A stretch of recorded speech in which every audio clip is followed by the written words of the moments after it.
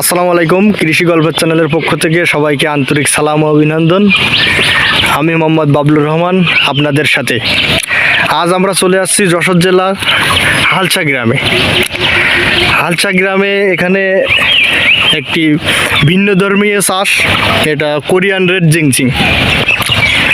Korean red জিংসিং আগে শুনছি China, Korea, Siberia ও আমেরিকায় হতো। এখন বাংলাদেশে চাষ হচ্ছে যশোর জেলায় হালসা গ্রামে।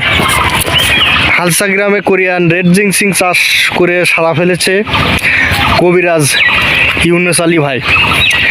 আজ আমরা ইউনুস আলী ভাইয়ের কোরিয়ান রেড জিংসিং বাগানে চলে আসছি। এখানে 1.5 বিঘের মতো কোরিয়ান রেড জিংসিং লাগানো আছে। এগুলো কোরিয়ান রেড জিংসিং এবং হোয়াইট জিংসিং এই ভাষায় এগুলা।